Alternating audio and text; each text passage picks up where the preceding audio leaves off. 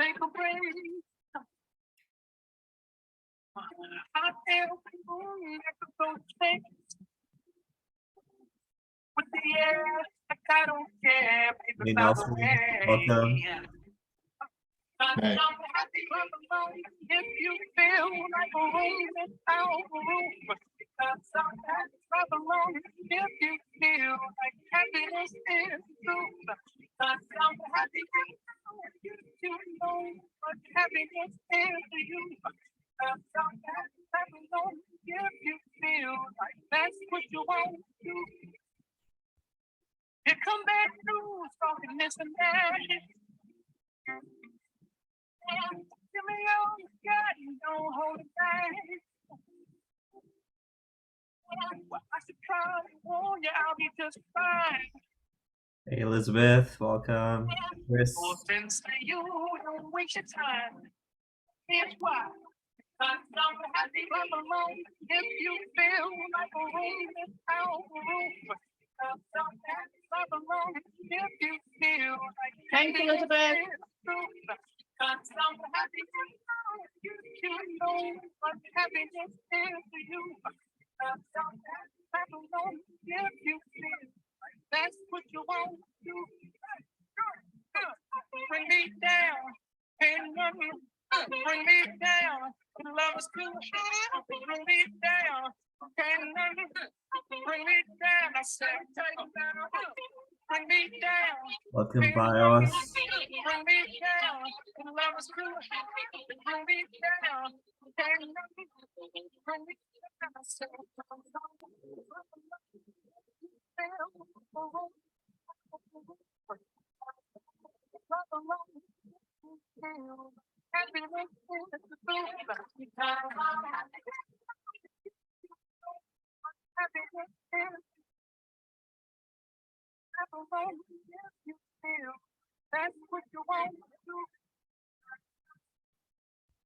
Hello, everybody.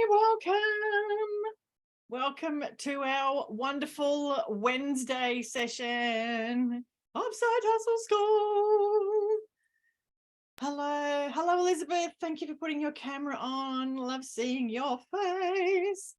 Hello, Chris, and maybe Antonia. Are you both there? Let us know in the chat, or come off mute. You can come off mute and share with us if you're there. Let us know if you're there. Feel free to come off mute. We love hearing your voices, seeing your faces, all of that good stuff. Hello, Nelson. Nelson again this week. First cab off the rank, absolutely here, gunning it ready. Hello, Vios, and hello, Marie-Louise. Welcome. And of course, hello, Elijah. Thanks. Hey, guys, welcome, everyone.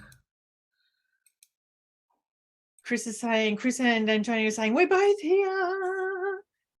Hello. Welcome today.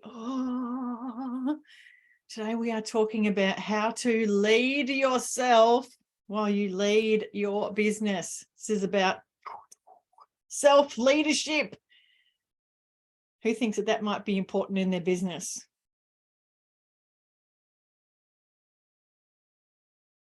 Okay, no problems. Marie-Louise got your message. Yes, we're talking about self-leadership, leading yourself while you lead a business. It's such an important thing. And for a lot of businesses, it is the difference that makes the difference. I think we lost Elizabeth. She was having a frozen moment there for a second. So before we get too far on, I would obviously like to acknowledge the traditional custodians of the lands and waterways wherever we meet, wherever you are, and pay respect to elders past, present, and emerging.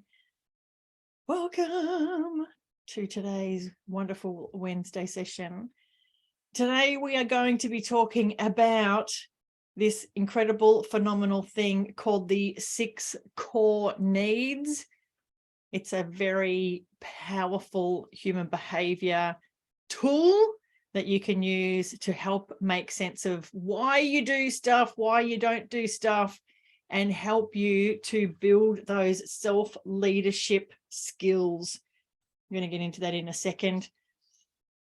How is everybody going with the program so far? Elizabeth is coming back again. How's everybody going with the program so far? Who would like to come off mute and share what's been their learnings so far?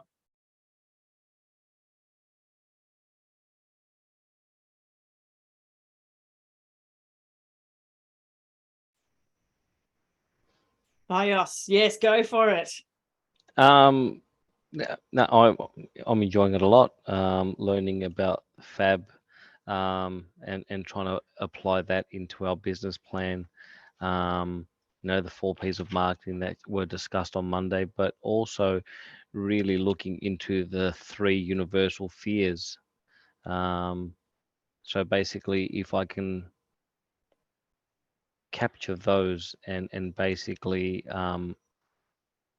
turn them around, because there's no way I would have ever guessed belonging, being found out as being 2 of the 3 universal fears.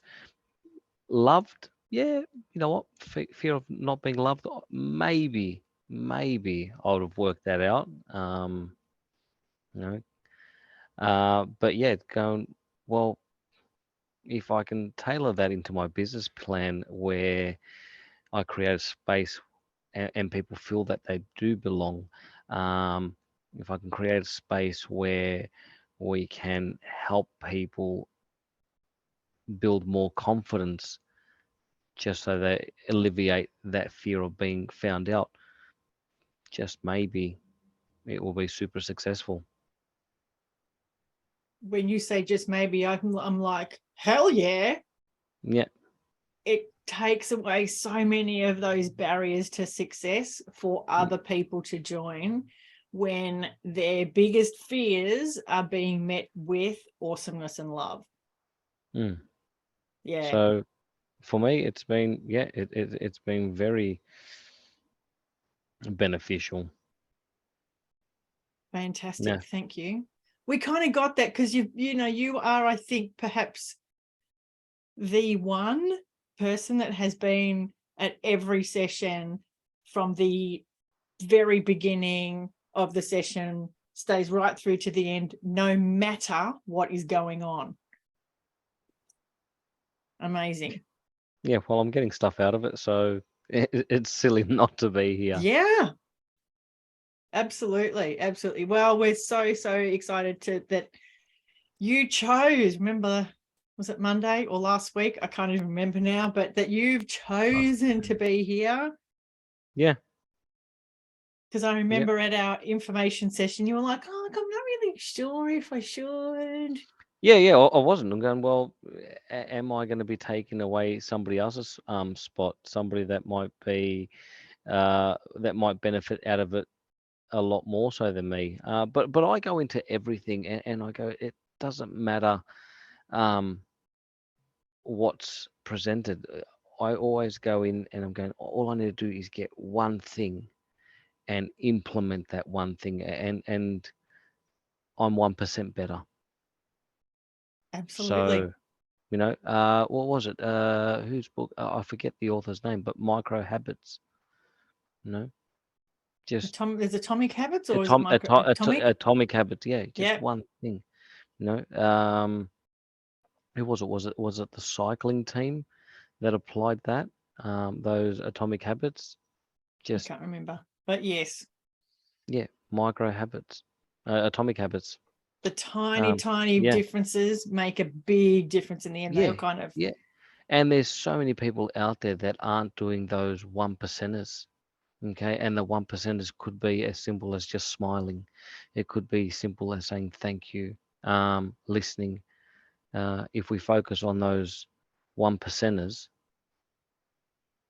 hey, we could better ourselves by 400%, not 100%. That's it. Because they do, it's like that compounding interest, isn't it? Yeah. It stacks on top of each other. So amazing. Thanks, Bios. Thank you. Who else would like to share how they're enjoying the program so far? What are they getting out of it? I mean, because you're here, what are you getting out of being in the program?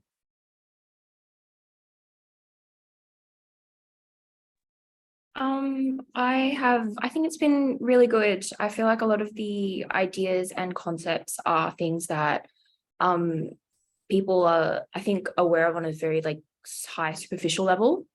But it's really nice to go a bit deeper, but then to also see how they connect and interlink with one another as well.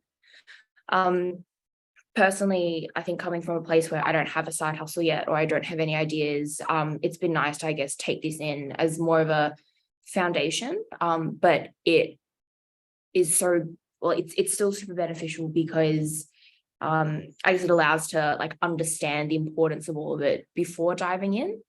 So I feel like, eventually whenever, we get to that stage, I'll feel a lot more prepared, which is really cool. Fantastic. Can I ask you this question, Elizabeth? What is stopping you landing on a side hustle? I just don't know. I just don't know. It's sometimes like I know for some people it's like I've got so many ideas and I don't know which one to choose. No, and for others it's like I got nothing. I want to do something. I got nothing. Yeah, it'll come. It'll be good. Fantastic. Well, very, very happy that you're here as well. Can we hear from one more? I would love if we could hear from Chris and Antonia. You've been here. You guys have put in a lot of hours here as well. I'd love for you guys to come off mute. You're in a safe place. Come off mute, share with us. What is it that you guys are getting out of being here? Have you got it on? Yeah. Hi. Hi. Do you guys have a camera that works? No, I'm on my school laptop and Okay. Nothing really works on it. That's okay. It's good to hear your voice. What I was going to say is mostly all the mindset stuff that's been huge for me, and eye-opening, obviously, and like how you were saying that you were super shy and all that sort of stuff. Like everything you've said is me to a T. So I think a lot of that has been really good for me in that just trying to overcome some of my issues and that, but like all the business advice and that is amazing as well. So that's been brilliant. So yeah, been writing everything down and yeah, loving it so far. And what is it that's stopping you guys? Because I've just seen here that you say, I guess Chris and I are both the same, can't decide yet. Is that can't decide because you've got too many ideas or because you haven't got enough ideas? Kind of both. I have an idea, but I haven't really thought about putting it into like the start yet because of year 12 and stuff. But yep. I'm settling on an idea slowly. And what is it that you would need to have or know to be able to land on the idea? How to market myself better, because there's a few competitors in the area that do the thing that I would like to start, because I can position it around my schooling and my study time. Yeah, that's about it. Can I just give you a word of wisdom or something? No matter what business you have, there are competitors. Yeah. Every single business has competitors. The difference is no business is you. Yeah. I'm a confidence coach. When I started confidence coaching, anytime I saw somebody that had the words confidence coach, I was like this, like, oh my God, should I do it? I don't know, because, they're stealing my space and they're in my space and, they're competitors and, I don't know if I can do that in my space. And one day I had a conversation with somebody and they said, you know what? You can be using exactly the same tools, exactly the same playbook. You can be doing exactly the same thing, but the way you do it will be different because you're you. Because you bring your experience, you bring your background, you bring knowledge from different people, you bring all kinds of differentness to the same thing. So even though it's the same, it's completely different. Yep. Yeah. So I encourage you, I know you've got year 12, that's like, that would have just started, right? Yeah. Yeah. I encourage you, this space here inside Hustle School is the place for the next couple of weeks, because that's all we've got left. The perfect place to get a start, get some of the runs on the board, mess it up a bit, do it in this supported space. Yep. The very first couple of weeks of year 12 are probably the easier weeks rather than the later weeks of year 12. Yeah. I think everybody's going to agree with that one. So building some of this now, just there was a movie like years ago, and I'm old, so I remember it, called Sliding Doors. And it was about, Gwyneth Paltrow was in it, and it sort of had this split personality where something changed and they had the version of everything was going down the one path, and they had a version of one thing changed. In our life, in real life, we don't get that. It's a bit sad, but we don't get that. We just get what we get. But we can shape that. Our path is going to be our path, but we get to shape it, but we don't get to live both lives at the same time, like in that movie.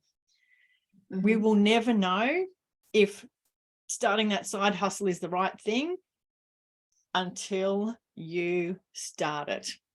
Yeah. Yeah.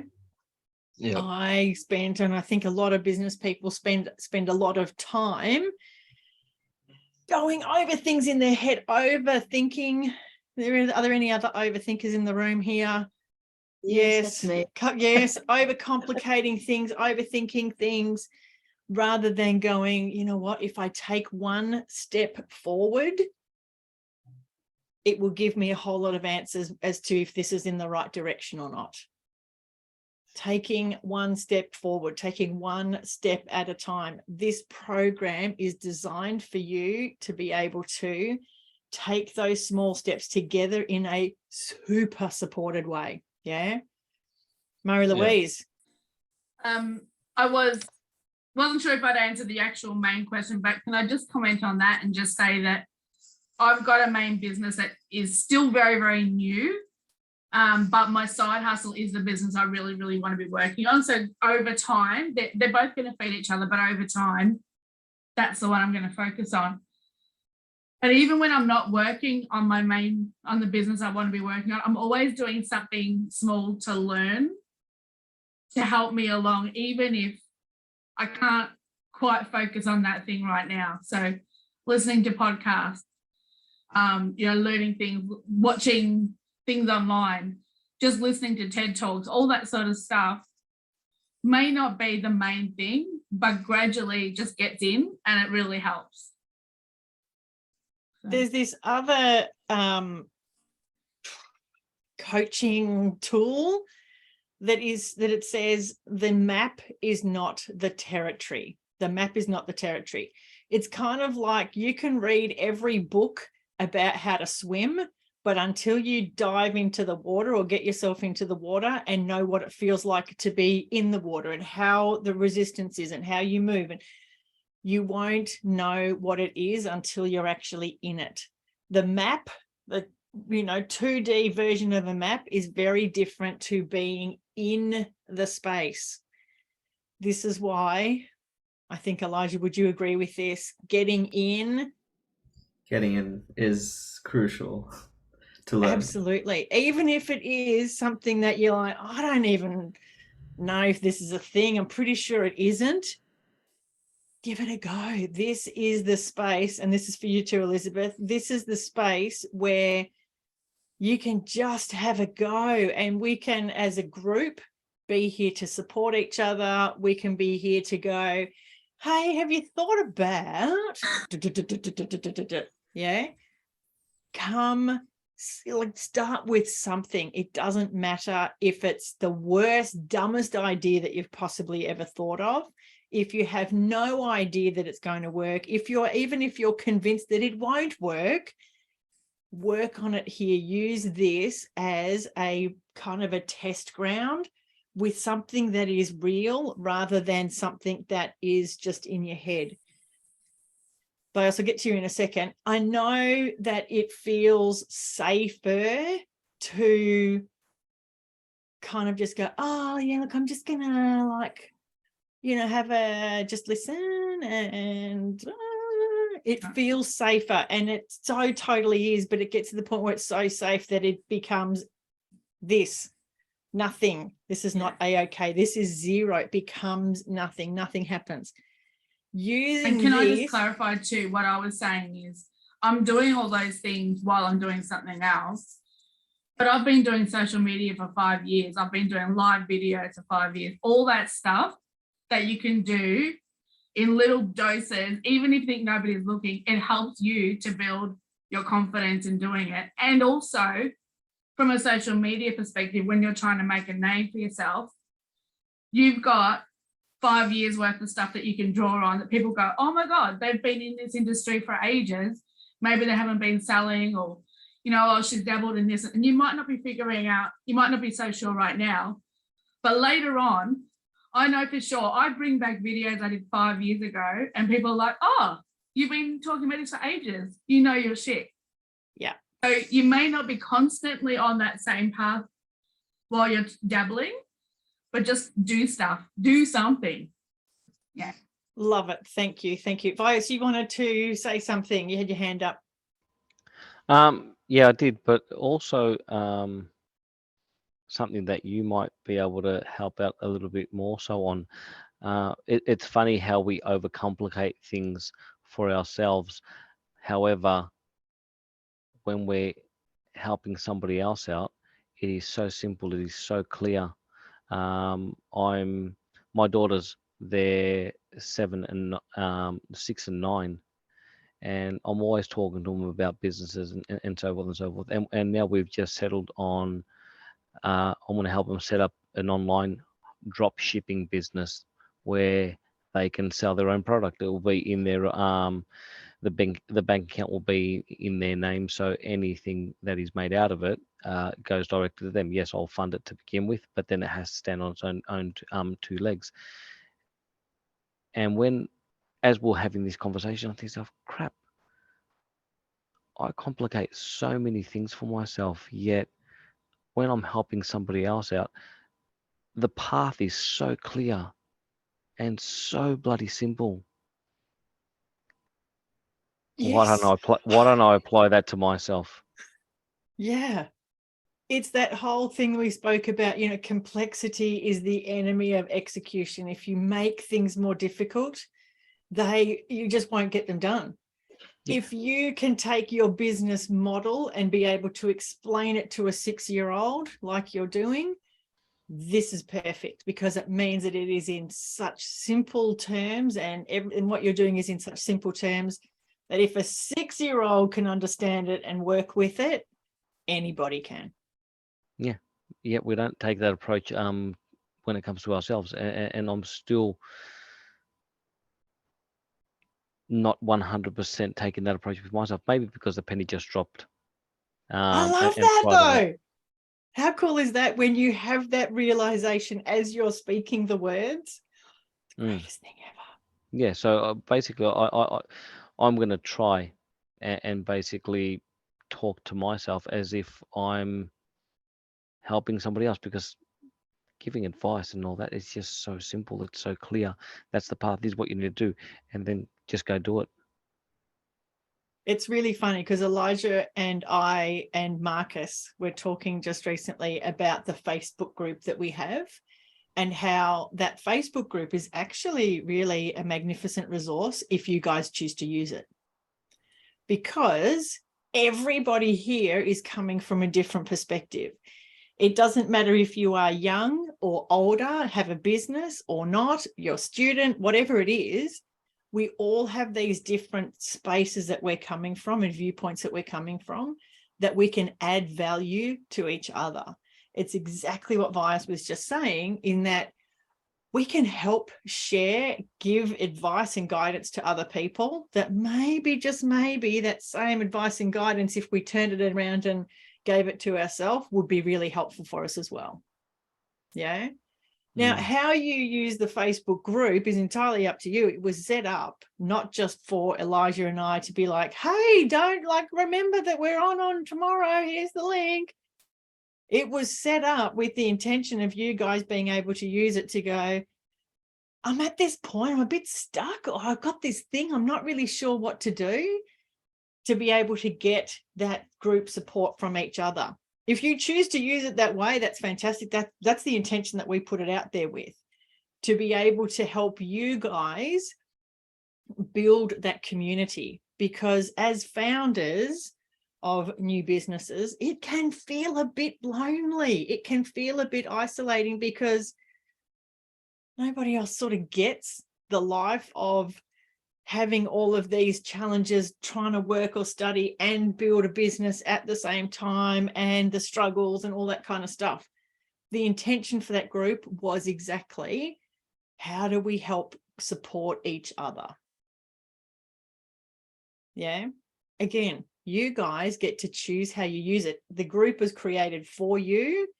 You guys get to choose how you use it. I choose to use it to remind you that we're actually here. Although I don't know if you guys need the reminders, because you are our 1, 2, 3, what are you, 6 of you? 6? Yes. You're the awesome 6, the super 6 that are just here every session, every week. We love that. It's you just go, man, we started with was it 40 or something, Elijah? I can't remember. Yeah. So we had about 40 apply, just under 40, and then graduation we had close to 20 people. Yeah, so it's like this. Yeah. And we've got 6 that turn up. Our super 6. On that, on Monday is our next graduation session in person.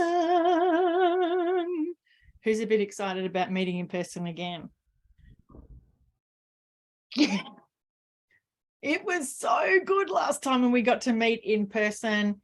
On Monday, I think Carly has sent you guys all an email about, or if she hasn't, it will be coming out very soon.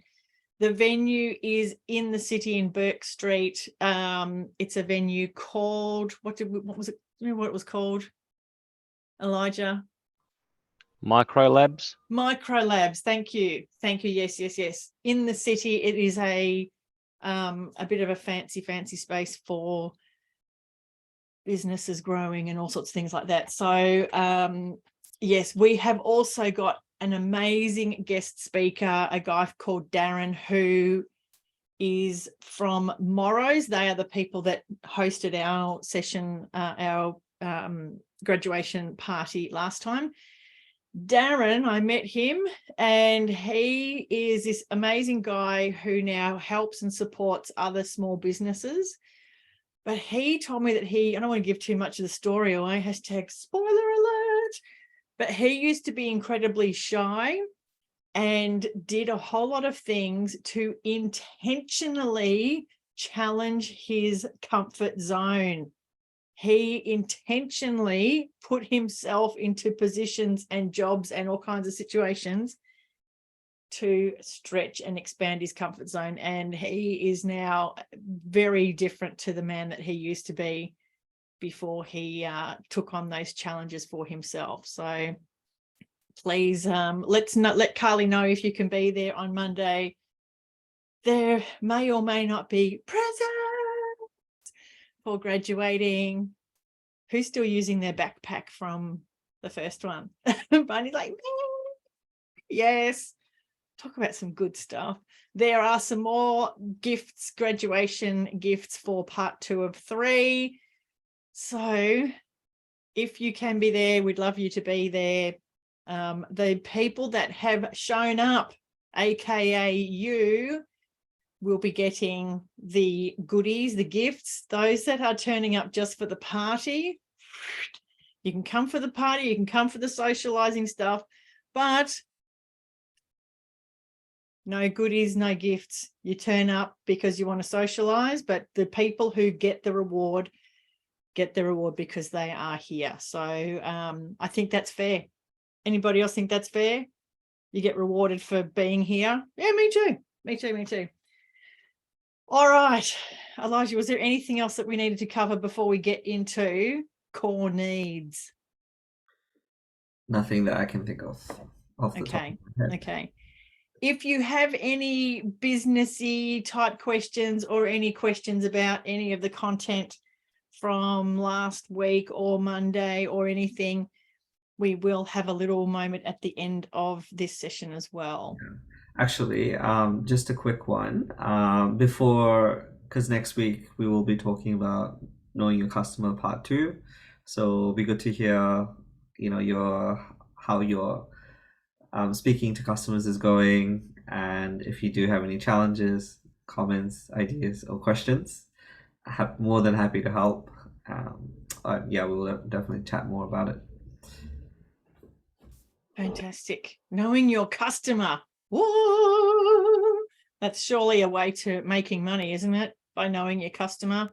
100%. Yes. If you don't know them, how are they gonna know about you? Yeah. That's it. That's You're it. gonna find them. Yeah. Well, the great thing is what we're talking about now is about core needs, the 6 core needs of human beings. Now, this is important for you guys to understand from your own perspective of self, and because your customers are also humans, even if the thing that humans are buying for is for an animal, for example, if you are selling dog food or whatever, the customer is still a human. So this also helps you to understand the drivers of your customers. It helps you to understand why you do or don't do the things that you do or don't do, therefore creating more opportunities for self-leadership, because when you understand yourself, you can then make different decisions, whether they be better or worse, but you can make different decisions for yourself. Hello, Bryony. We haven't said hello to you yet today either. Hi. Look at you being all very quiet. School must be back in again, is it? Yeah, I'm really tired from school. Yeah. I'm not used to these long days of school. Indeed, indeed. All right, the 6 core needs. This is something that our mate Tony Robbins, who's heard of Tony Robbins? He's like a personal development guru. He developed, I think that he probably borrowed a lot of stuff from a lot of the mentors that he was using as well to develop these 6 core needs. And these core needs are core and they are needs. We need to have them. It's like the universal fear. I know, Murray Louise, shocking, hey? They are core and they are needs. They're called the 6 core needs because there's 6 of them. Shocking, isn't it? I tell you what, people in this space in personal development, they're so innovative in the names they give things. 6 core needs. So these 6 core needs, I think about them like a target, like a bullseye target. Some of you may have heard of, I've just totally forgotten the name of it, but it starts with a K. The food, shelter, heat, like the layers of Maslow's hierarchy. Maslow's, yes, it was almost a K. Yeah. Maslow's hierarchy of needs. This is a bit different. These are, rather than a stacking on top of each other pyramid, this is more like a bullseye target where we're trying to aim for the center. Now, on the outside layer of the core needs, if you're writing this down or playing along at home, is a feeling of certainty. As humans, our first core need is to have certainty in our lives. Why do you think we need to have certainty?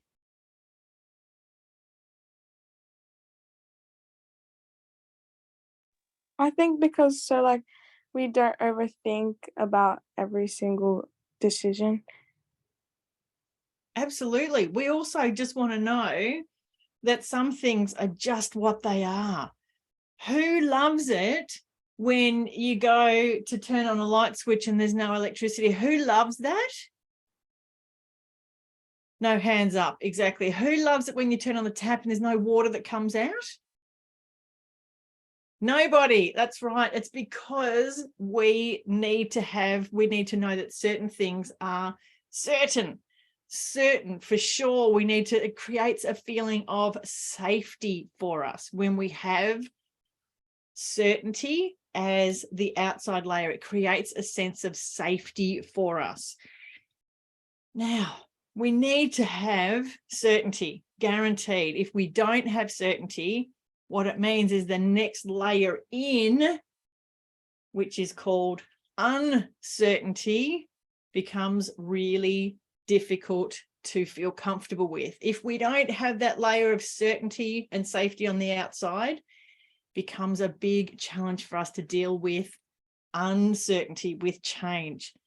Now, a really good example of this was, who remembers during all of the lockdowns and the nonsense and all that sort of stuff, how often were the rules changing?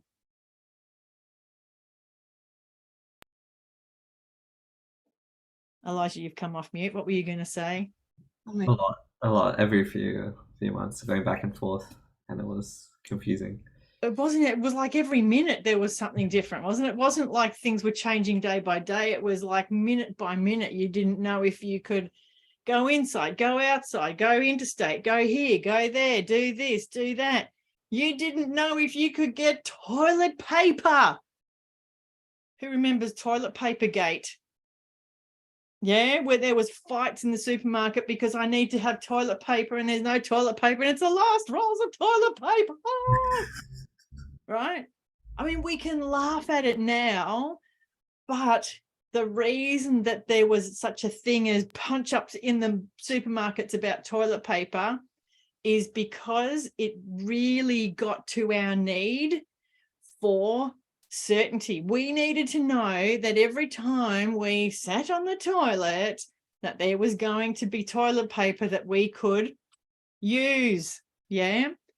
If we didn't have that as a certainty around, a bubble around us on the outside, dealing with all of that uncertainty becomes enormously challenging. Now, we need to have certainty, but we also like to have change. Imagine this. Let me ask you this. Can I get you to type in, what is your favoritist meal or food item? What is your favoritist? That's a word I just made up. What's your favoritist meal or food? What is it? Let's have a look what kind of people you guys are. Moussaka. Yum. What's your favorite thing to put into your face? Lasagna? Oh, heavens, look at that. Cinema popcorn with the genuine fake flavor on it. Love it. Pita, yes. Now, you love that food. Oh, chocolate as an item. You're reading my mind, Mary Louise. Chocolate anytime, 100%. Or yummy carbonara pasta, yes. Oh, look, you've got it there, right there, yum. Elijah has Korean fried chicken. Noodles, yum. Now, let me ask you this. We know that that's lovely. We love these things. If you had to eat moussaka, lasagna, popcorn, pita, chocolate, carbonara, Korean fried chicken or noodles, your one meal every day for every meal, every snack for the rest of your life, how would you deal?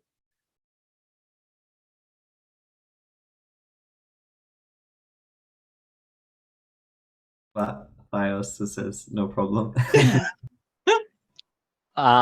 If I may, my wife absolutely hates that about me. I eat the same thing every day, and she doesn't get it. She she can't eat the same meal. If she has something today, she doesn't want it for a week. Whereas me, yep, every night for dinner, give me chicken and rice. Yeah. If you No had to drama. eat chicken and rice, breakfast, morning tea, lunch, afternoon tea, dinner, snacks, supper, every day for the rest of your life and nothing else, how would you go? Probably wouldn't go well for breakfast. Lunch and dinner, no problem. Yeah. It's because we need to have change. Uncertainty is also known as change. Hello, Catherine. Welcome to you sneaking in the room there. We need to have that outside layer of certainty, but we need to have change. We need to have things that are different. Without that outside layer of certainty, my sister is like your wife. My sister, like, she will cook a meal for herself. She might take some of it for lunch the next day, but then that's it. She wants a new one. She cooks every night. I'm like, no. I'm like, I cook once and then I'll just eat the same thing for a week. I don't care. I just want my food. As long as there's food in the fridge that I can shove in my face, as long as I have certainty about that, happy days. Anything else, whatever. Bryony, you're like, no, I want different food all the time. Come off, talk to us. Wait, I think like I'm just saying no, but now I'm thinking about it from another perspective. Like I don't have my own house and I don't cook for myself. So maybe like from another perspective, like you're just happy to have food. So you don't have to actually make it. In another way, you could look at it like that. So you're just like, Louise yeah, and I I already are have both food. going, I don't need to cook more. I already have food, but I don't cook food for myself. So I'm just like, no. And that's why when you were but I saying might it, feel- Anita, I was I like, might feel it's that way in the future. got to be good So, food. Yeah. We'll cook, it's going to be what we want, but we can eat it for a few days in a row because we don't want to have to cook every single night. 100%. 100%. We're not going to just eat scraps. Like we'll eat something we want, but it's, yeah. I want to have the certainty of eating something that is delicious, right? I don't want to end up just having like a piece of toast and peanut butter like I had for lunch today, right? I don't want to have that as a meal. I want to be able to have something that's really amazing and delicious that fits my certainty. I want to eat what I want to eat because I know it's lovely and I know it's delicious and I know it feels good when I eat it. And I can deal with uncertainty, with change. It helps me have change in other areas much more easily because I don't have to think about what am I going to have for dinner tonight. I think every parent ever that is responsible for cooking gets to the point where they go, what's for dinner tonight? What do you want? I don't know. What are you cooking? I don't know. What do you want? I don't know. Anyway, certainty. Number one, we need to have that in our lives. Now, this is important to know for you from a self-leadership perspective, because how in your side hustle can you build in some certainty for yourself? Yeah. Important for your customers, because how can your side hustle build some certainty for them? Can it be that it's certainty of quality or customer service or brand or something? What is it? What can build certainty and safety for your customers? But then if you keep giving them the same thing all the time, if you have an offering that's the same all the time, people get sick of it. Think about McDonald's. They have the same offering all the time and then they bring out for a limited time only. We want to have something that is different, something that is a bit special. Yeah. It's the same for us. We can only deal with that uncertainty when we've got the outside layer of certainty taken care of. Yeah. Think about it. I think about it in this way, take an extreme level. People who are homeless, for example, they are dealing with so much, like they don't even have certainty. They don't have certainty of where they're sleeping. They don't have certainty of where they're eating. They don't have certainty of when they can shower next, when they can wash their clothes next. They have no certainty about safety, personal safety. Therefore, when anything changes in their world, it becomes a really big struggle for them because they don't have that safety of anything certain. Yeah, make sense? Yeah, cool. Bryony, you've got your hand up. You actually gave away like one marketing trick without even mentioning it was a marketing trick. Like you mentioned that Macca's like always gives the same things, but then suddenly they just like shock us by saying for a limited time. So like by saying that we need change, it would like we'll want to like participate in it.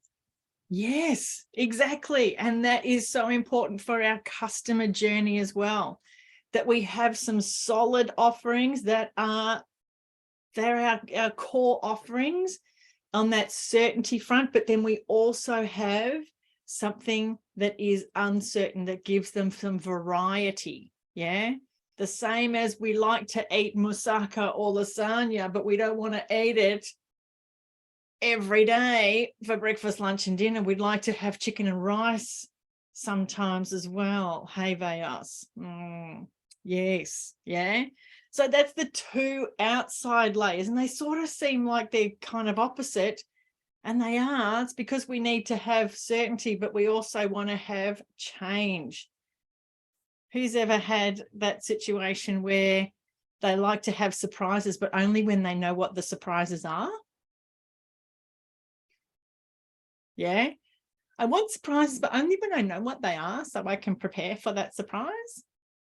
This is human behavior. It's because we're weird, and that's what we do. We love that certainty, but we also need to have that change. Now, the next layer in is a layer called significance. Significance. Now, significance is all about feeling worthy, feeling okay, feeling important with yourself. Now, we do a lot of things. This part of significance, this is a big, big, big area for a lot of people, for a lot of humans in their development.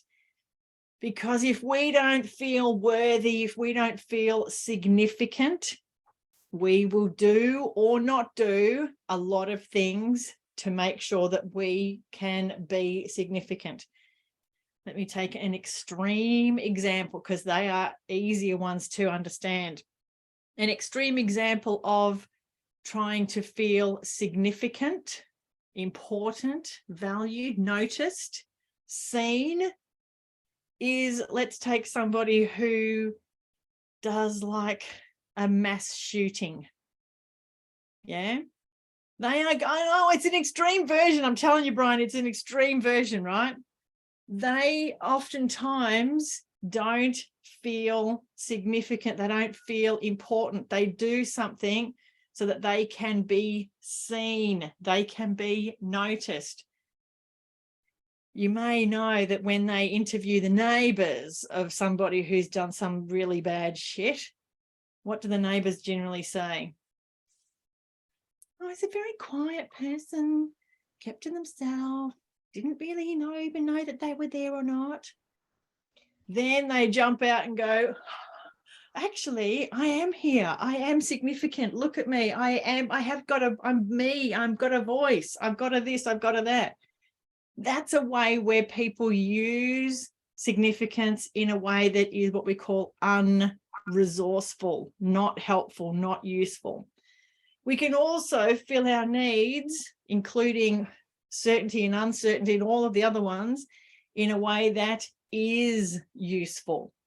What do you think is a useful way of filling your need? Remember, these are needs for significance, for feeling important. What's a useful, good way of doing that? Who would like to have a guess?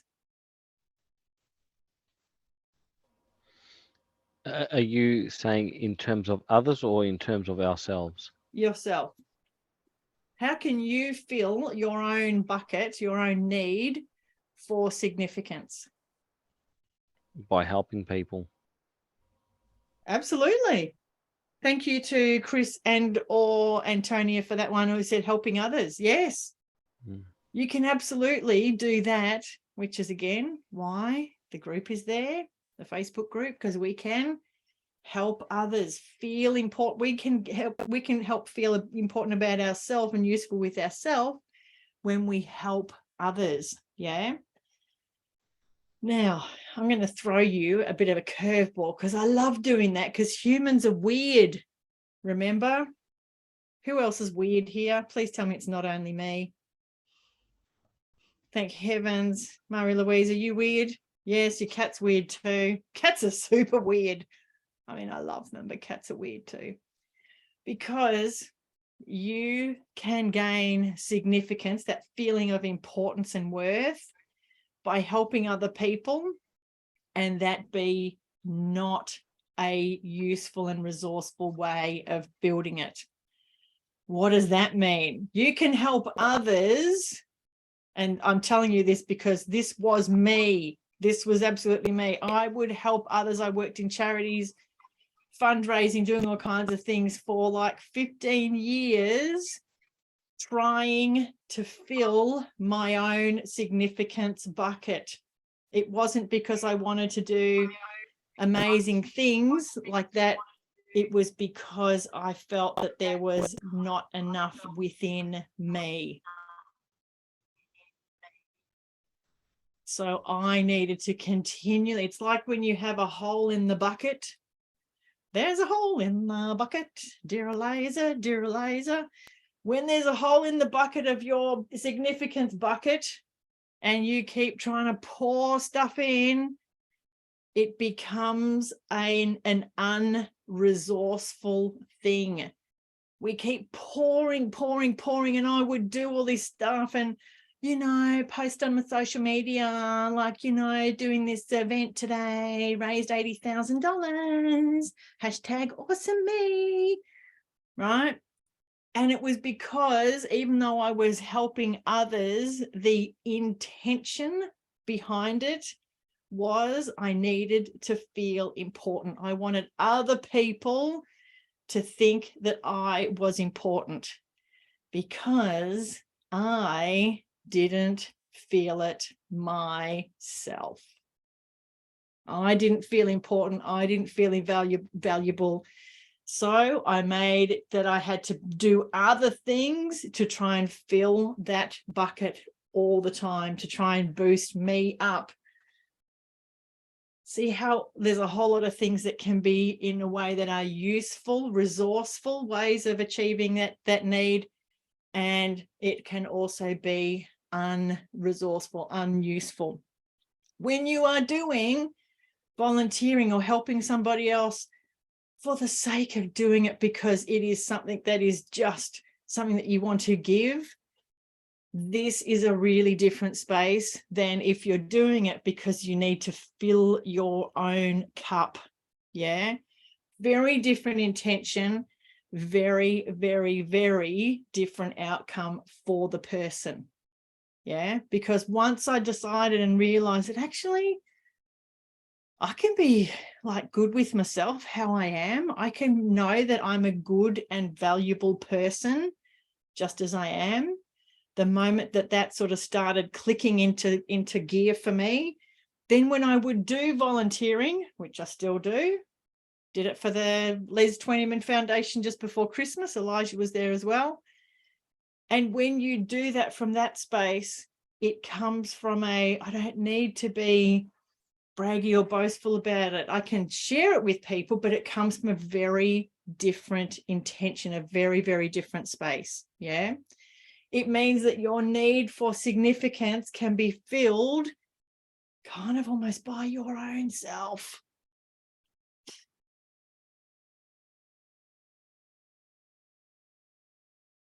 Huge, huge, huge, huge. Bryony, I think your brain's just melted, has it? No, I feel like every time there's a different call, I get attacked in some way. Like I'm getting so much self-awareness about how like I didn't know that this was actually a problem when you help someone and then really the intention is because you don't feel important enough and like you want to be seen as like someone who helps. And but now I'm just sad No, because I but do that. the like creating self-awareness is we celebrate this. Yeah. Can we please can we give Bryony and anybody else who's had this realization right now, can we just please applaud ourselves? Whoa! Because this is life-changing stuff. It is life-changing stuff when you understand your motivations, why you do things, why you don't do things. I know it can bring tears to your eyes. It can bring up a whole lot of emotions. It can bring up all sorts of stuff. This is brilliant. Yeah. As a coach, as I said, I've coached thousands and thousands of people. When people hit that spot where they go, oh, hell, that's what I've been doing. Wow. This is amazing. This is brilliant. This is absolutely phenomenal because it's only in that space of self-awareness that you can do anything differently. Yeah. You can change only when you create that self-awareness. So anytime anybody goes, oh my God, I've just had this moment of, oh shit, that's what I've been doing. Brilliant. Brilliant. Have the tears, have the breakthrough. Yeah. So important. Tears are amazing and always, never need to hide them or brush them away. Tears are amazing because what they do is it indicates to yourself that you are raising to another level of consciousness. This is a great, great, great thing. Yeah. Double thumbs to anybody who's had any realizations across any of these times, any of these sessions. Phenomenal, phenomenal, phenomenal. We are going to have a look at the next level. So we have got certainty. Who remembers what the next one is coming in? I can hear you, Marie-Louise, going. Significance. Uncertainty is the next one in. Then I heard you saying it, Antonia. Sorry, say that again. Significance. Sorry. Significance. Yes. So we've got certainty, uncertainty, significance. Then the next one after that is connection.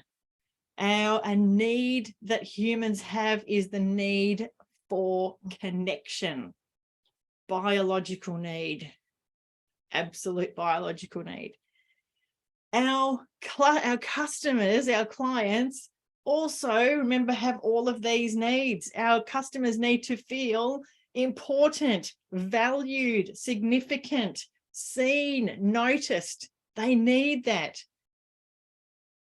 And they need it in different ways because people are different. Some people like to have a spotlight, to be spotlighted. Some people like to be quietly thanked privately in the privacy. If you put them on camera and said, we want to tell you how amazing you are and we want to thank you, they will die 1,000 deaths. Yeah. Different people have different needs and different ways of getting their needs met. We all have the need for connection as well.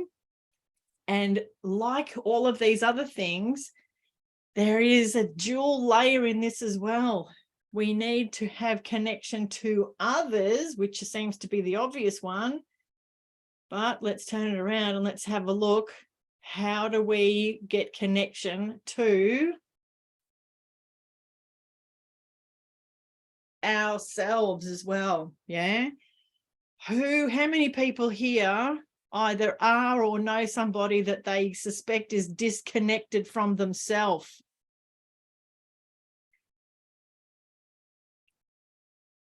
We need to feel connected to others externally, but we also need to connect to ourselves. Now, if your product or service can help people to build that connection to others and to themselves. Oh, angel singing.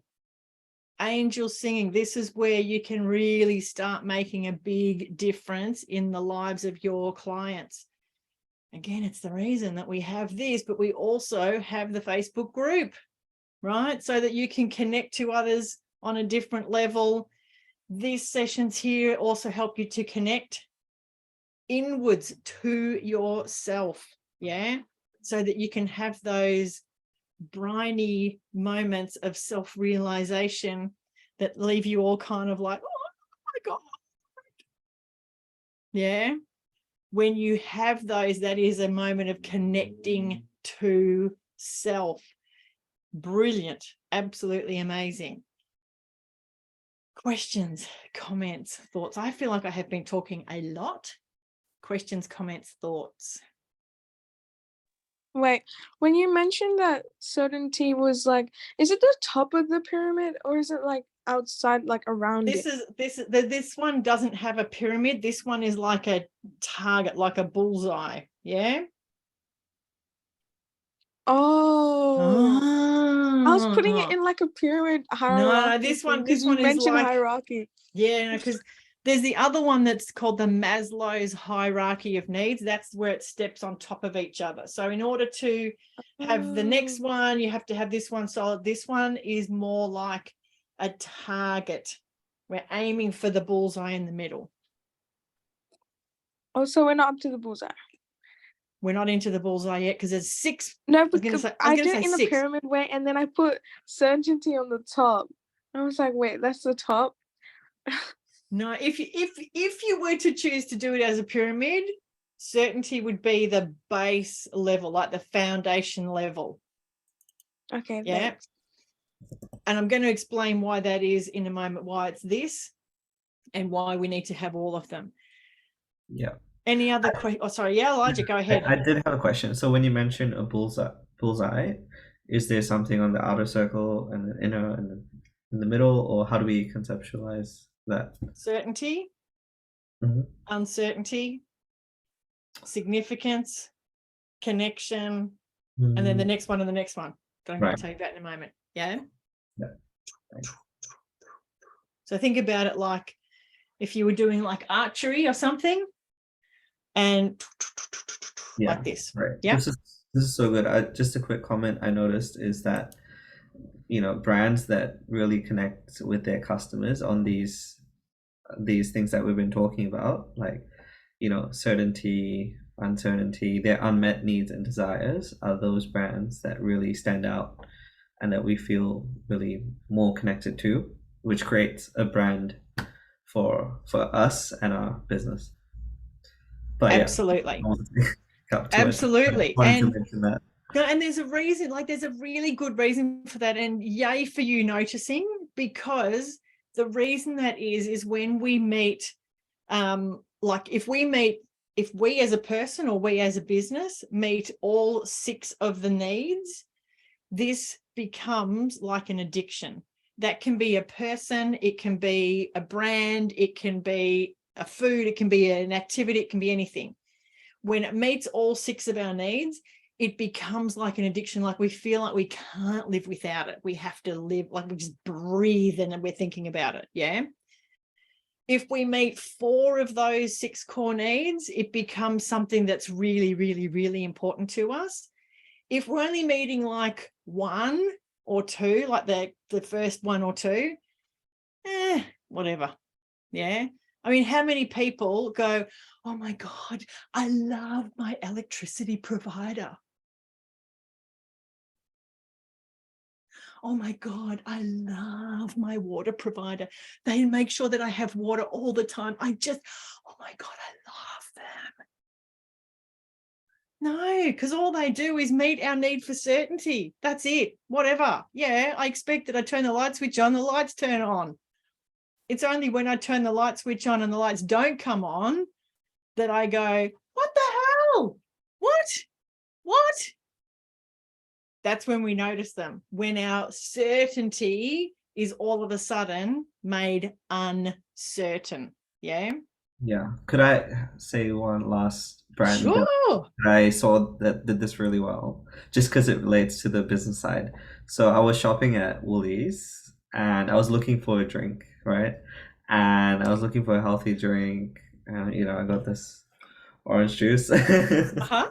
Um, and I saw this beverage brand, and it said, look beautiful, let your skin look glowing, have glowing skin. And I was like, you know what? There's no other beverage in that whole thing. I was really, really wanting to, to try it because it's telling me a promise that I'm gonna have beautiful skin, and no other, you know, company out there is really doing that. And the And packaging was really nice. and what core need was that tapping into? And I was like, I think that's a great question. It's definitely one of these. It is definitely one. Yes. Which one do you think it might be? If you've got a bottle that when you look at it, the label says, oh my God, you're so beautiful. What core need does that tap into? I think perhaps significance, or this love and connection. Absolutely into significance. 100% into significance, because I want to feel amazing. I want to feel noticed. I want to feel beautiful. All that stuff, right? If you've got a brand on their drink that says, drink this and you'll be beautiful, or you already are beautiful, tapping straight in to our need for significance. Significance is one of the most powerful of the core needs, the most powerful, because everybody wants to feel valued, important, all that kind of stuff. Yeah. Bryony. This just made me remember like love languages. And if your love language is like words of affirmation, that also would connect with self-love as well. All of them connect with that. Yeah, it just depends on love languages. For those who don't know, is the way that we either show or need to feel loved. There's five because you mentioned one example by saying you already are beautiful, and that's like a word of affirmation. And then that's why I was like, oh yeah. Absolutely. Absolutely. Love it, love it, love it. Thanks, Bryony. All right, so we've got certainty, next level, uncertainty, next level, significance, next level, connection. The next two of the 6 core needs are to do with the needs of the soul. So they're kind of like higher level needs. The next one in is the need for growth. Growth. Also about how you grow yourself, how you grow your business, how things grow. It's the reason why when you do anything, you start at beginners, you go to intermediate, you go to advanced, you keep building your skills. As humans, we need growth. This program, even the way we set it up, preschool, primary school, high school, college, in our minds, when we were setting it up, we went, okay, what's the absolute basics? What's the first thing you need to know before you even start thinking about a side hustle? What's the mindset stuff you need? What's the next level? What's the next level? What's the next level? School, exactly the same. You don't go to school and in prep, they don't teach you stuff that's PhD level or year 12 level or year 6 level. They teach you stuff at a level that allows you to grow as your understanding of the world grows. We need growth.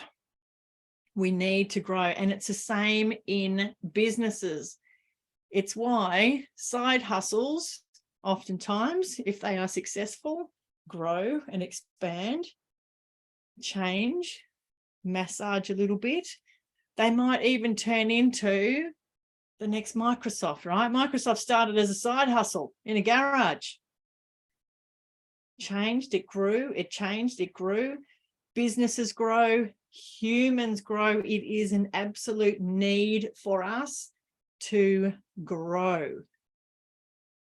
What happens if you don't grow? What happens if you're in a job and you're doing the same job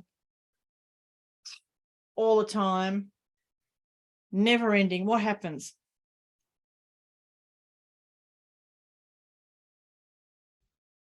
Do you stay in the job?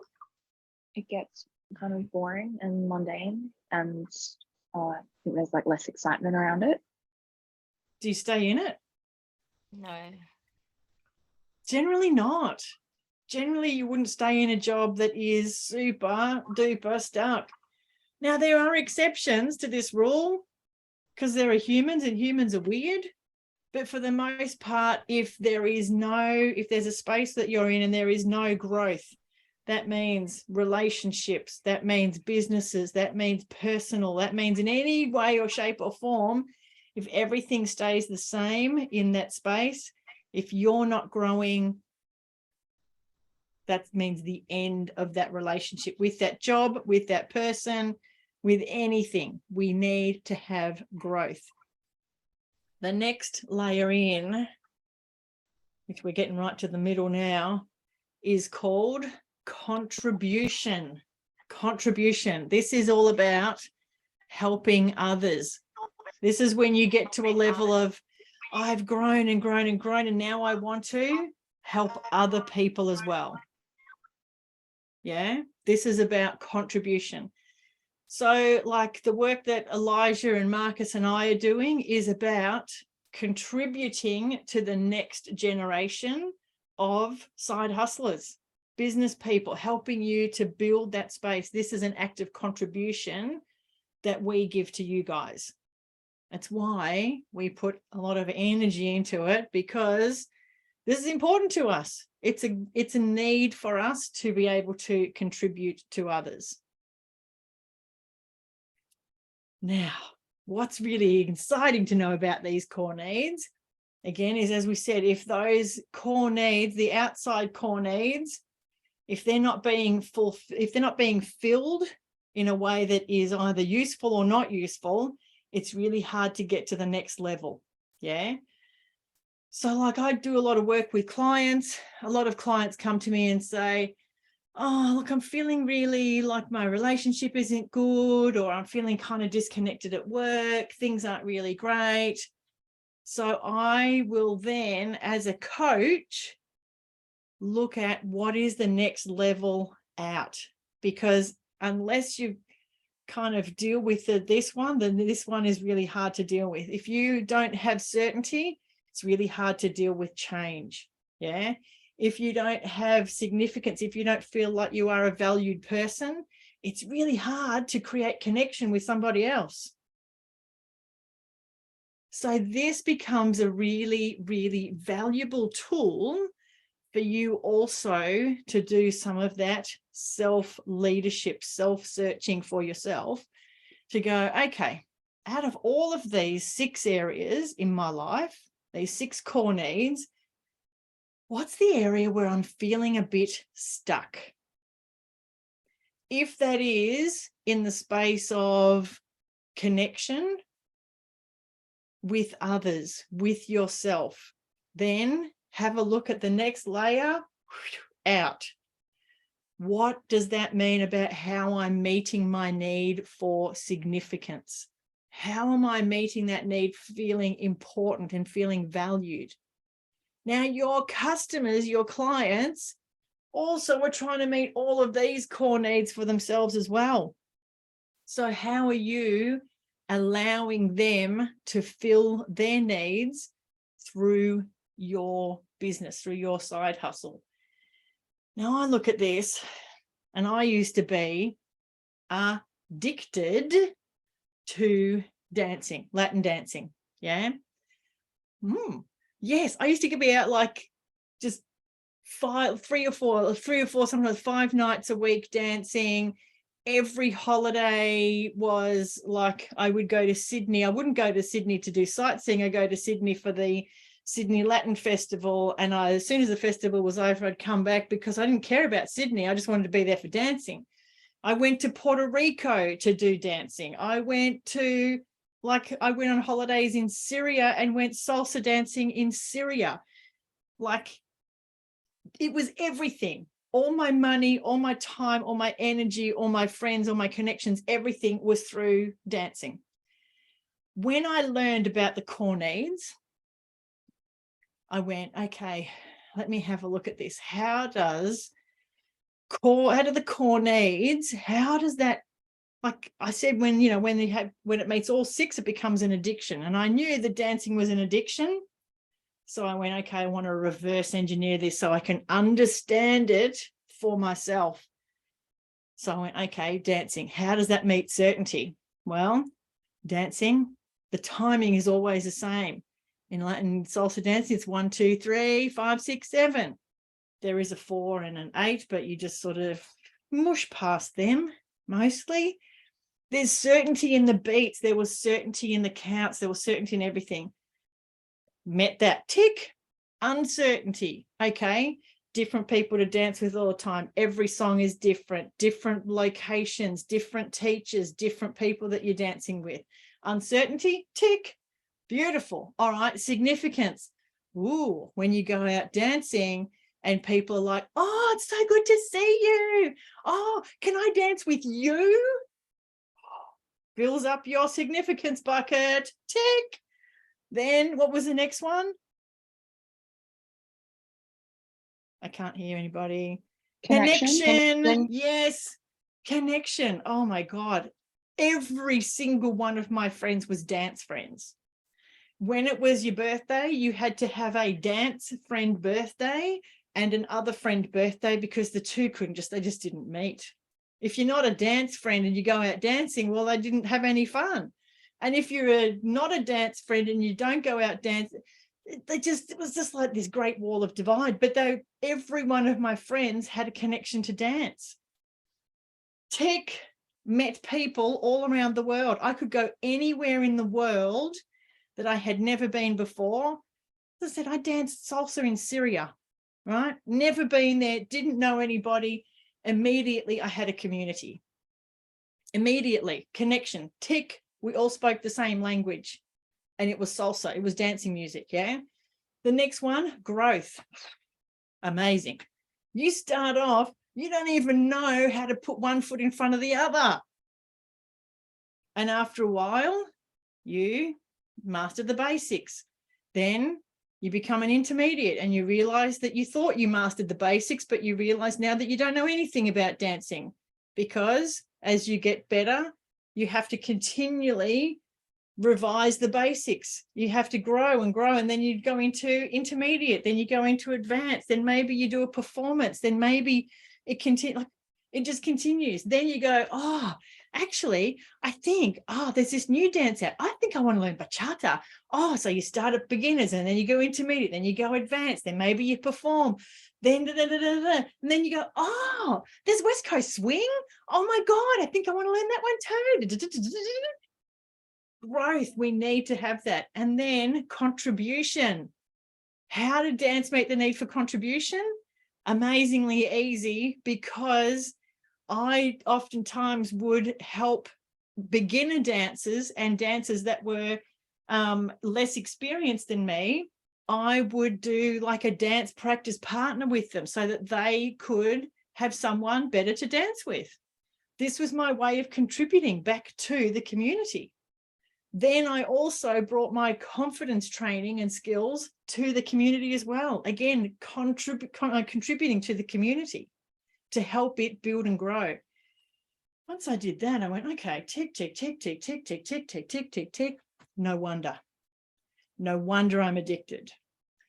Then one day I realized, actually, I'm not feeling all that connected in this community anymore. I'm like, there's something that's changed. Maybe it's me, maybe it's the community. I don't know. I went looking, I asked other people, I checked around. Some other people said, yeah, no, things are a bit different. I was like, yeah, no, this is not a little bit different. This is hugely different. All of a sudden, that massive space of connection, gone. Guess what happened? Started not going to dancing so much anymore. Started not loving it so much anymore. It was easy to find excuses not to do it anymore. Super easy. Then I was like, okay, well, that connection's not there. and I was getting a lot of significance through that connection. So that's sort of gone as well. Now I'm down to 4. I'm sort of just getting a bit tired of it. I no longer even dance. I haven't been dancing for ages and ages and ages because it no longer holds this space. It no longer fills the needs that I have. Filled them perfectly back there, does not fill them now. Yeah. So our needs can control what we do and what we don't do, what we choose and what we don't choose. Questions, comments, thoughts? This just reminds me like how people can just switch like hobbies and like different stuff, and then this could be the reason behind it. Could be. If the hobby isn't, if the hobby, if the friendship, if the relationship, if the anything isn't meeting enough of your needs, then it's easy to go, don't need it anymore. Yeah. Did you want to say something else, Bryony, while we've got you I here? went for another realization. I'm actually one of those people that have so many hobbies and just keep changing. Maybe this could be a reason, like just one thing could have just dropped, like if I'm not getting growth from it, or if I lose certainty in it and then it's becoming really uncertain, and then it's just It now may I'm like also, it understanding. may also be because out of all of these 6 core needs, there's generally one that is your main driver. How do you Yeah. identify that? Well, I think you may have identified it yourself because you said, look, I've got so many different hobbies. I like to do this and this and change and change and change and change and change and change and change. Which core need do you think that one most relates to? I think growth. Oh, No, I okay. don't know. No, because as you said, like switching different hobbies, and then I like learning and like growing and improving. So, Yeah. and learning new things. So that's what I thought when you're like this. So it might be 2. What was the other one? Maybe it was certainty. Maybe Yes. it's the other one, the uncertainty. You love the uncertainty. Change, change, change, Yeah. change, change, change, Yeah. change, change, Growth change, and change. uncertainty. Yeah. Yeah. If there's something that fills both of those buckets for you, the drivers, the main ones, the main needs that kind of fill you up a lot, then I'm in. Make sense? Yes, Elijah. I have a question, quick one. Sure. Just wondering, because in your example, and thanks for sharing, by the way, I think that was really helpful. Because at the start, it seems like, you know, dancing for you is really this amazing experience, and you were good at it, you're enjoying it, and you know, it's meeting all your needs. But at a point, I could be wrong, but it seemed like you were saying, you know, sometimes it can become a addiction.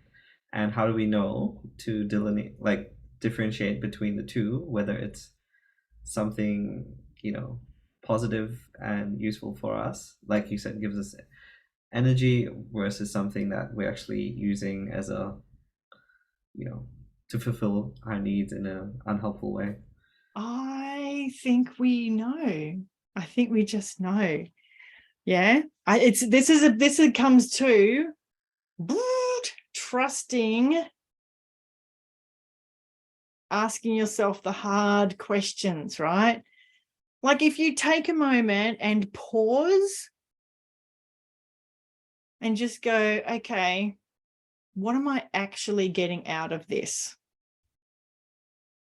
What is my, like, what is it? What am I getting out of this? What is it that I'm achieving through this? What do I get out of it? What need am I meeting? Okay. All right.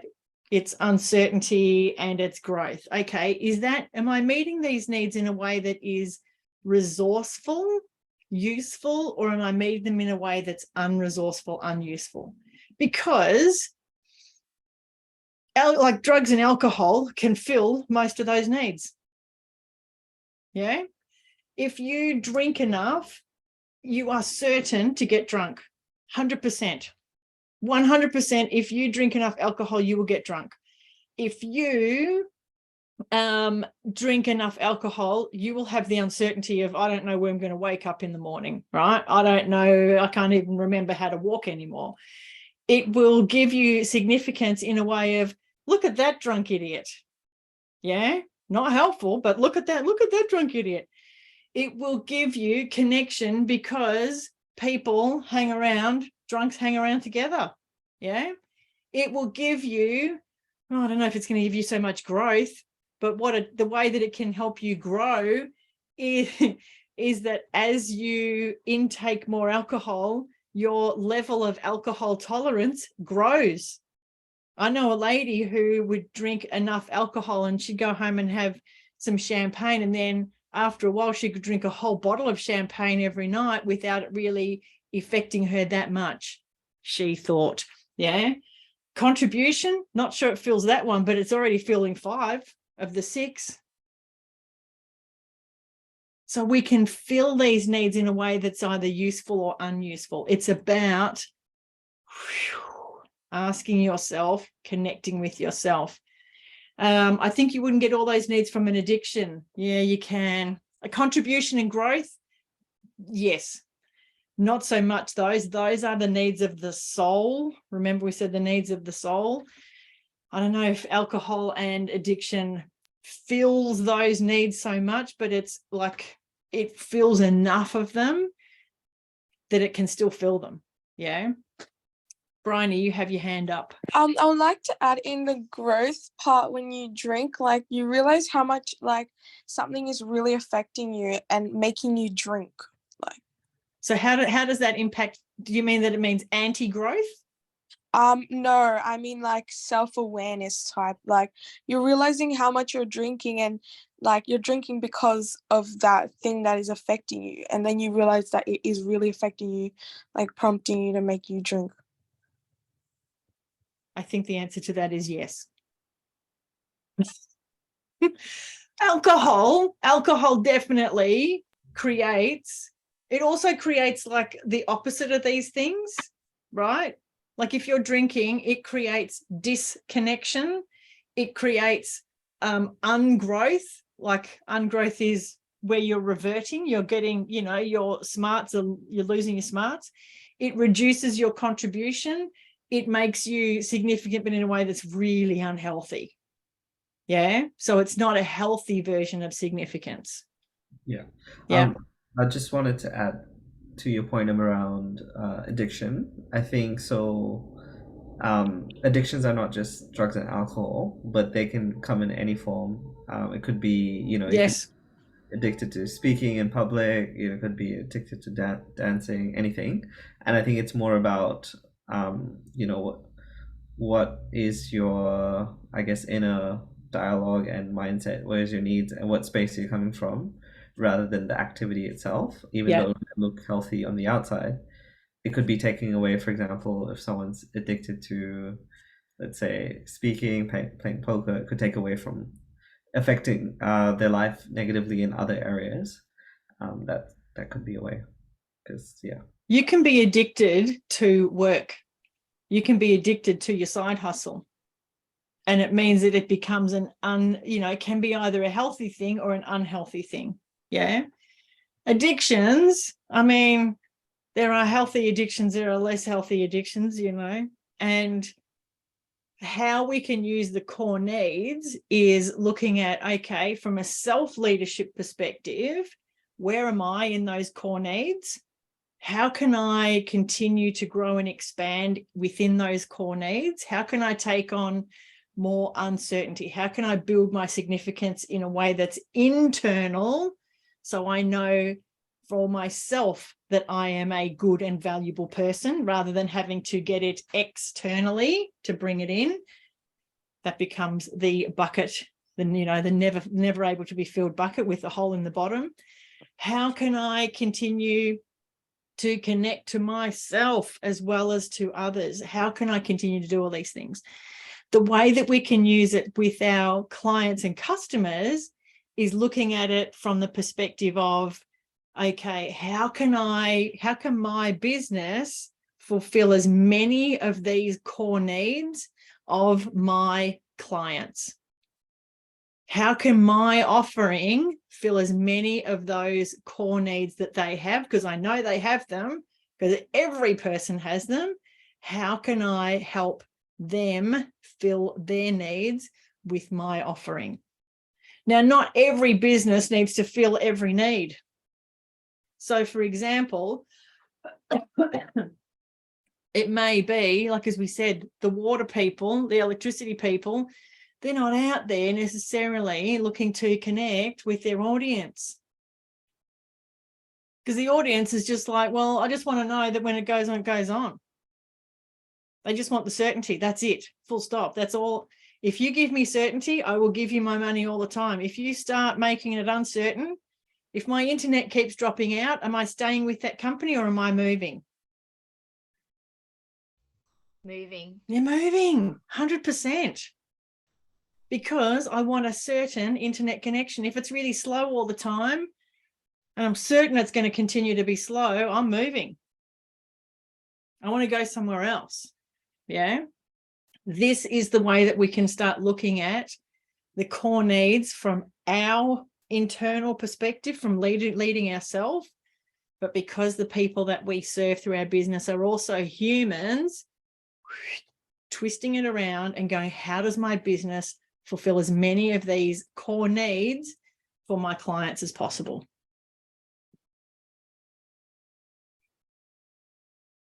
We are already 2 minutes over time. I can't believe I can talk about this stuff for just hours and hours and hours, and it just still makes me excited.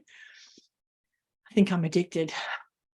Can I give you a moment to type in what has been your biggest takeaway, your biggest bing? Yes, Brian, you've got a question as well. While we're taking that, can you I just want to make sure that we're just sort of respecting people's time as much as possible. I just wanted to add something to what you said ages ago. When Elijah asked, like, how do we know when one of our our cause needs are like not being met? And you just said, we just know. So this links back to what you said by like getting like gut instincts. And then sometimes we just like, we know, but we just don't want to like accept the truth. Like, how can we trust the truth? How can we trust the truth? The truth is the truth. It just is. Like, not be scared of it. Oh, like, that's a very different question. Accept that it's there. Like accepting the truth and like asking ourselves what the truth is, really, really, really different questions. No, what you meant by saying we just know. So we already know what the truth is, but how can we accept that that is the truth? Marie-Louise, you're saying something like this, but we can't hear what you're saying. Oh, I'm just thinking, I think she's overthinking it a little bit. I think so too.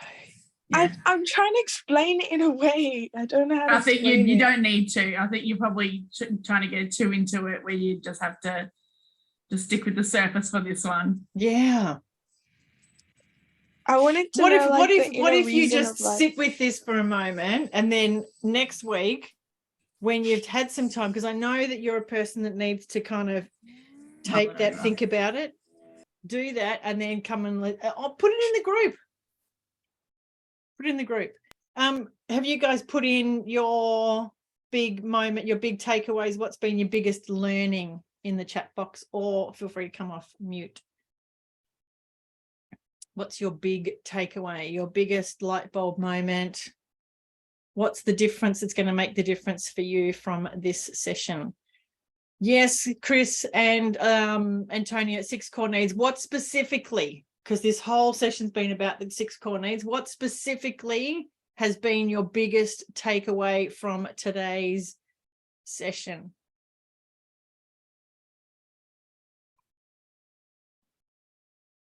Your biggest takeaway. I'm going to give you a little bit more. Give you a bit more hold music.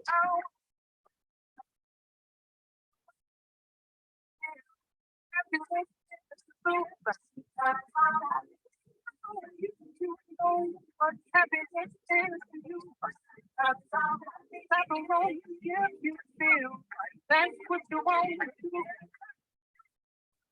Bring me down, bring bring me down. Love is true, bring me down. Can't nothing bring me down. I said, clap along if you feel like a room.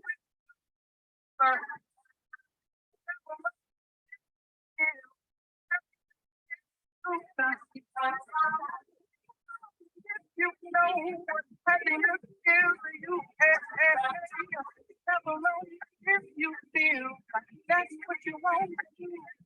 Clap along if you feel like a room without a roof. Clap along if you feel like happiness is the truth. If you know what happiness is, you are happy. All right, let's have a quick look at what some of these light bulb moments. Brian, you will get to your question once we've done everybody's, because then you can stay on the line if you want to, but then we can allow everybody to go if they need to.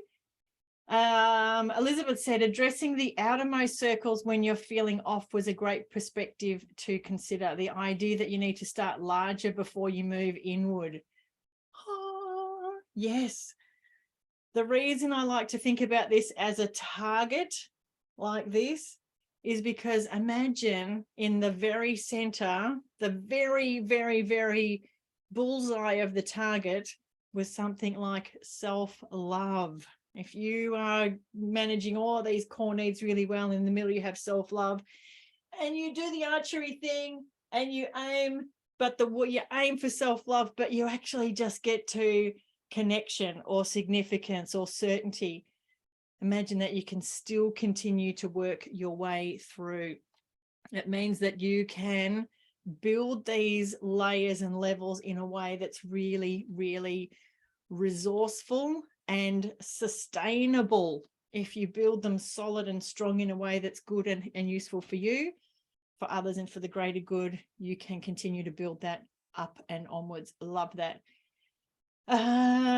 Chris and Antonio said what you said to me about just going for it and starting and not worrying about competitors right at the beginning of our session today. Yes, every business has got competitors, every single one, but no other business is you.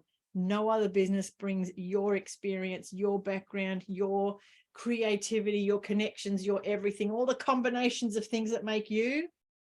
So if that is the fear that is stopping you from moving forward, we're here to tell you that there will always be competitors, but nobody else is you. This is a perfect proving ground to get started, mess it up a bit. Can't tell you how many times I've messed up things in my business. Lordy, hundreds. The more you mess things up, the faster you mess them up, the better. Get all those mess ups out of the way. Get the big chunky mess ups out of the way early. And then as you go on, the mess ups hopefully get a bit smaller and easier to manage. Mary Louise, applying these core needs to our customers and recognizing how we can serve them through our biz. If that's part of what we want our biz to be, yes. Looking at these core needs is so valuable. Looking at these from a me perspective as a business owner, but also our customers, our clients have these exact same core needs. How can we fulfill their needs with our offering? How can we fulfill their needs with our offering? So powerful, so powerful. And Elijah says how relevant the core needs are for every individual and how they can be linked into building business brands. So good. The brands that fill the most number of needs absolutely are the ones that are the go-to. Think about McDonald's. Certainty, yes. Every country in the world that you go to, there's a Big Mac pretty much. Uncertainty, limited time offer, here's a special thing. Significance, oh, I don't know. Do they meet the need for significance? You're an important person. We love you. Come to our Macca's. Yeah, they have loyalty like points and stuff. Yeah. There you go. And they do for families, that's for sure.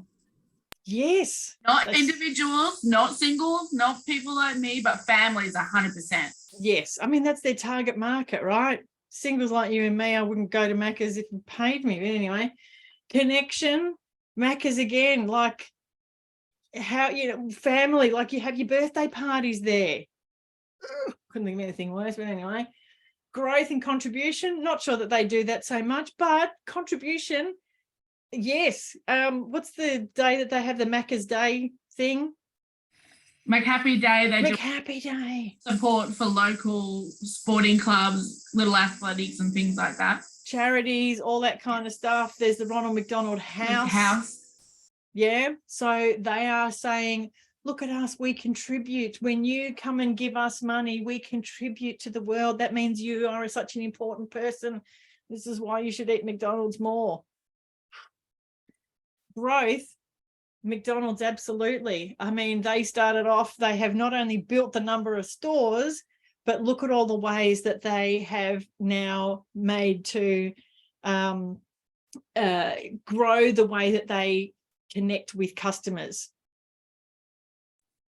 I call Also, Macca's in Australia.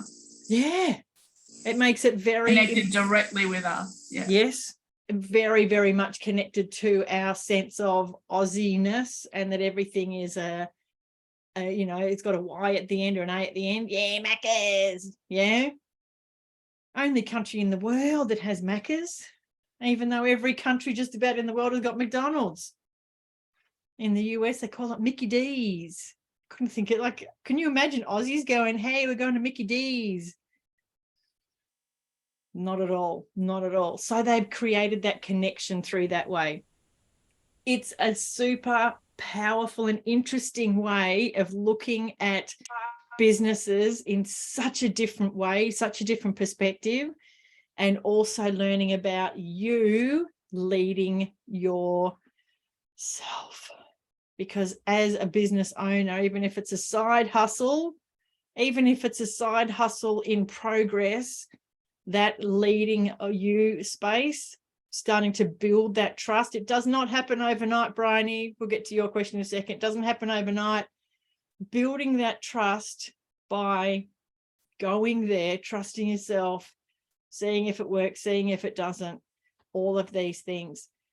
If you need to go, please do. We're already 13 minutes over. I so appreciate you giving us some extra time. Be well. We'll see you on Monday in person. In person. Check your email. We are going to be at Micro Labs in Burke Street in person. Did I mention there was going to be prizes and presents and graduation gifts for those that have been attending? I think I might have. Yep. We'll see you then. Be awesome. Bryony, hang on the line if you've got a moment. Let's have a look. The graduation is not in the same place. Not in the same place. This one is on Burke Street in the city, up the top end near Parliament-ish station, 227 Burke Street from memory. It will be in an email that you will receive. Same time as normal from 4:30 till 7. We have an amazing guest speaker as well who will be sharing some awesomeness from his journey of being a business owner. And there will be party. Like, who doesn't love a party? Nobody doesn't love a party. That's right. Who loves a party? Me. Yes. Be there, or, be, that's a square. Can't do it upside down. Be there or be square. Yeah, square. Square. Yeah. It looks the same to me as a love heart when I try and do that. Wait, what does that saying mean? Be there or be square. It means just be there. Yeah, it means The square part. Well, if you're a square, it means you're a bit of a nerd and a bit of a geek. Yeah. Do you want to be a geek and a nerd? No, be there or be square. Means be there. Can you be there. both? Be there and be like one of the cool people. Yeah, you're definitely cooler if you're there. So much cooler, because all the cool people will be there. I mean, you're cool and you're cool and you're cool and you're cool. Everybody's cool. Note the significance factor, everybody. It's the reason why I'm going to help give you a little side secret. It's the reason why when we come onto the Zoom, why do you think I say hello to everybody individually by name? The hearing your name is like music. It's like gold. If you grew up with Play School, and at the end when they were looking through the windows and they would be like, and I see Mary, and I see Joe, and I see Sam, and I see Brian, and I see, yes, Mary Louise, me too. And they never said, I see Anita. Never. But I waited, and I would be like, maybe it's today, maybe it's today, maybe it's today, maybe it's today. The significance of hearing your own name is so hugely up there. I think if companies truly realized how important it was to have people, like to have names, personalized things, they would never not do it. I mean, Coke even did a range of things where it was names on Coke cans. There was another company, I can't remember, but you could send away to get something that had your name in the brand. Vegemite. Vegemite. There you go. Nutella. Nutella. Yeah. Talk about making that super significant for you. Nutella is giving me. Coke did it as well. Yes. Like, who wouldn't do that? Who wouldn't send away and say, I want my own Vegemite or my own Nutella on? If there's Coke cans that has got my name on it, well, I'm going to buy that, or I'm going to buy it because I know somebody who's got that name. Starbucks was using then like personalization. Yes.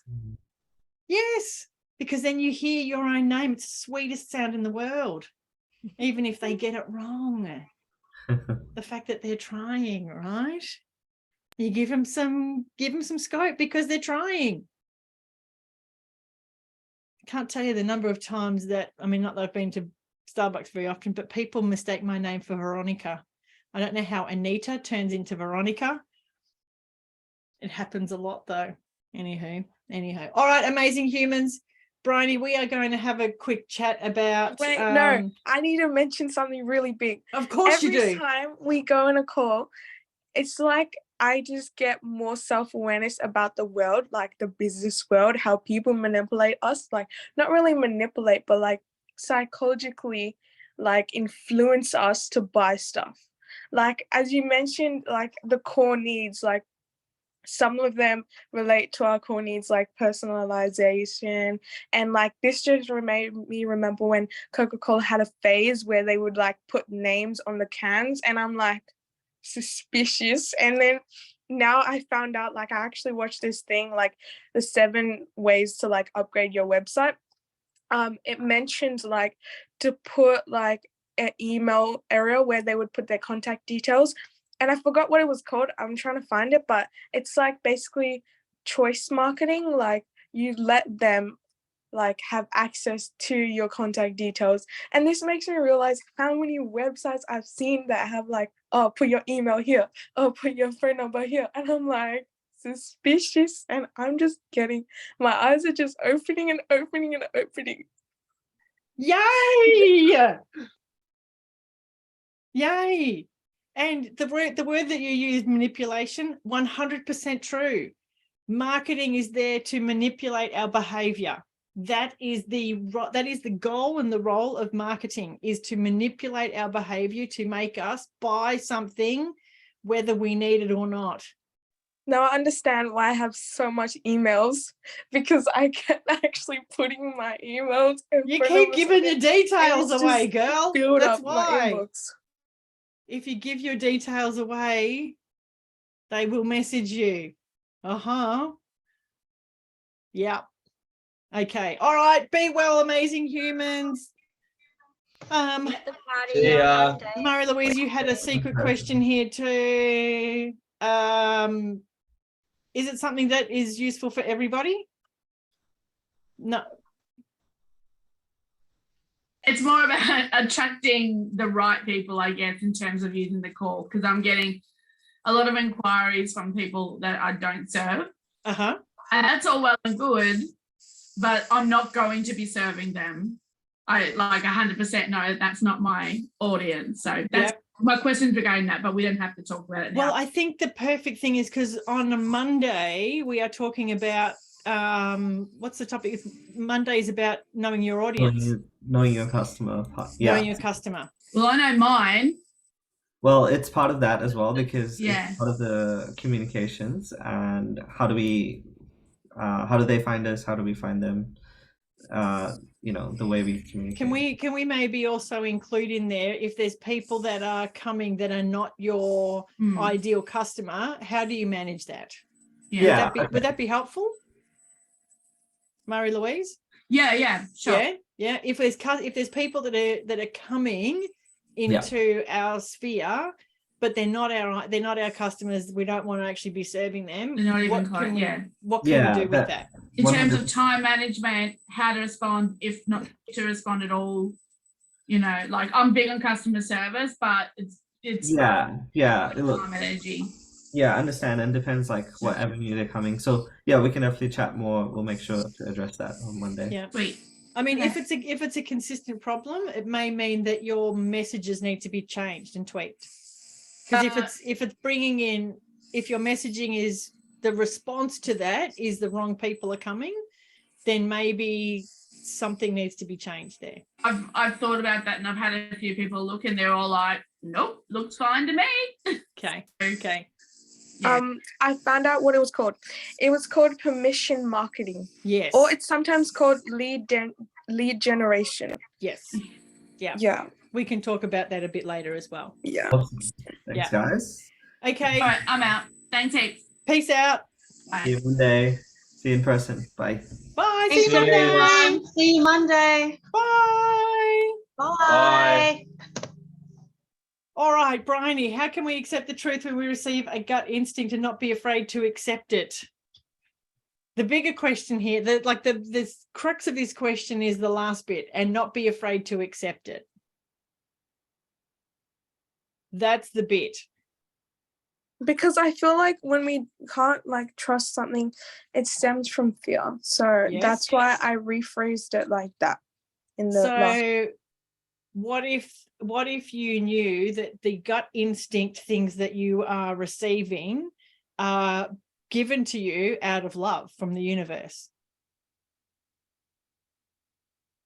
Then I wouldn't feel like I would have to fear it.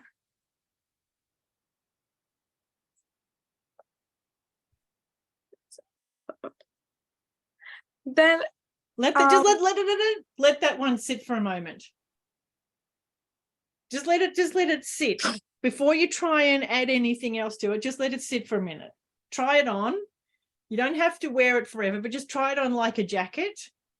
No, it just makes you remember like how there's so many little things that we don't really notice that just pass us by during the day, and then we just let it pass, like without even realizing that we are going through that. And some people don't even realize like even basic emotional intelligence things that they could use to cope. And then and then I just felt sad because I realized that there's so many people out there that are struggling 100% with that, because these skills aren't taught, right? Like you guys that are here are in such a fortunate position to be able to get this information, right?